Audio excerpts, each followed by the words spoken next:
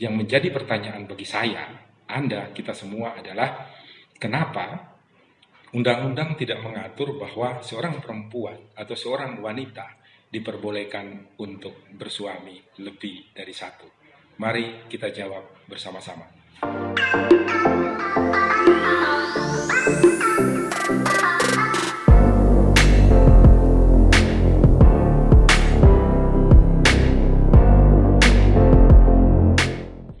Salam Pancasila dan salam penegakan hukum. Ada sahabat rumah Pancasila yang bertanya, apakah mereka yang beragama Katolik atau Kristen boleh beristri lebih dari satu ataukah tidak? Saya akan menjawab bukan berdasarkan kepada apa yang diajarkan di dalam agama, tetapi saya berpatokan kepada peraturan perundang-undangan, khususnya Undang-Undang Nomor 1 Tahun 1974 tentang perkawinan. Di dalam pasal 3 ayat 1 Undang-Undang Perkawinan secara tegas dikatakan bahwa secara asas itu seorang pria hanya boleh beristri satu dan seorang perempuan atau wanita hanya boleh bersuami satu orang. Tetapi di ayat 2 dikatakan dengan tegas bahwa pengadilan agama ataupun pengadilan negeri dapat memberikan izin kepada seseorang untuk beristri lebih dari satu orang. Syarat lebih lanjut diatur di dalam ketentuan pasal 4 Undang-Undang Perkawinan, di mana di sana dikatakan bahwa permohonan untuk beristri lebih dari satu itu harus diajukan di tempat domisili daripada si pria atau laki-laki yang hendak melakukan perkawinan lebih dari satu orang istri. Hakim hanya boleh memberikan putusan untuk mengabulkan permohonan tersebut dengan beberapa syarat yang diatur secara rigid di dalam pasal 4 ayat 2 Undang-Undang Perkawinan. Yang pertama adalah apabila seorang istri ternyata tidak dapat melaksanakan tugasnya sebagai seorang istri di dalam rumah tangga. Yang kedua adalah apabila sang istri ini mendapatkan cacat tubuh total atau mendapatkan penyakit yang tidak dapat disembuhkan lagi sehingga tidak dapat memberikan pelayanan sebagai seorang istri. Dan yang ketiga adalah apabila si perempuan ini tidak dapat memberikan keturunan di dalam perkawinan mereka. Kenapa ketentuan ini diatur di dalam Undang-Undang Perkawinan? Karena Pasal 279 KUHP yang dikuatkan juga dengan Surat Edaran Mahkamah Agung Nomor 4 Tahun 2016 itu memerintahkan kepada seluruh hakim untuk melanjutkan sebuah perkara apabila didapati seorang laki-laki atau seorang pria melakukan perkawinan kembali dengan perempuan lain tanpa izin daripada istri sahnya. Itu diancam dengan pidana 5 tahun kurungan.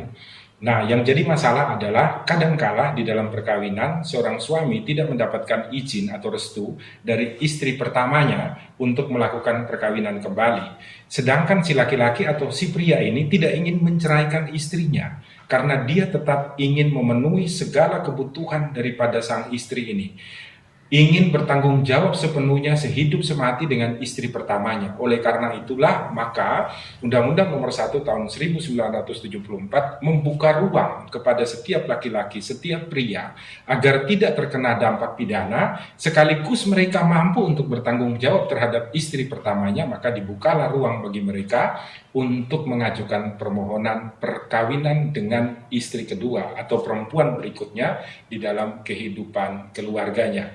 Inilah asas di mana kehidupan dapat berjalan dengan baik bagi kita semua. Dengan demikian maka seorang yang beragama Katolik ataupun beragama Kristen berdasarkan ketentuan Undang-Undang Nomor 1 Tahun 1974 tentang perkawinan dapat melakukan perkawinan dengan istri lebih dari satu.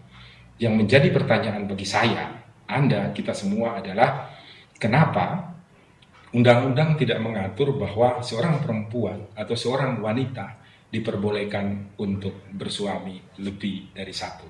Mari kita jawab bersama-sama. Salam Pancasila dan salam penegakan hukum. Ruslan Buton ini mengemukakan sebuah pendapat melalui rekaman suara yang mana yang bersangkutan meminta agar Presiden Joko Widodo mengundurkan diri dari jabatannya sebagai presiden. Apabila Presiden Jokowi tidak mengundurkan diri, maka bukan menjadi sebuah keniscayaan akan terjadi gelombang gerakan revolusi rakyat dari seluruh elemen masyarakat, seluruh komponen bangsa, dan berbagai suku, agama, dan ras yang akan menjelmah bagaikan tsunami dan seterusnya. Cinta dari segala cinta, iman dari segala imam, kasih dari segala kasih, raja dari segala raja.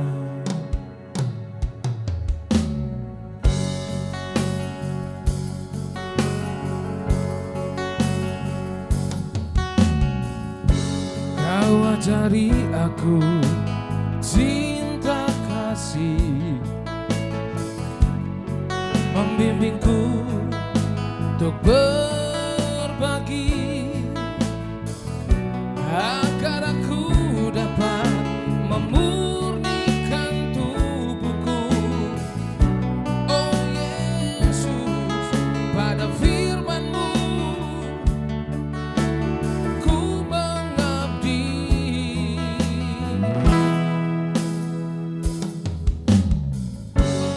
Kau ajari aku pengampunan dalam sakit dan derita, agar aku dapat menyucikan jiwaku. Oh Yesus, pada salib-Mu ku beriman. Cinta dari segala cinta, iman dari segala iman, kasih dari segala kasih,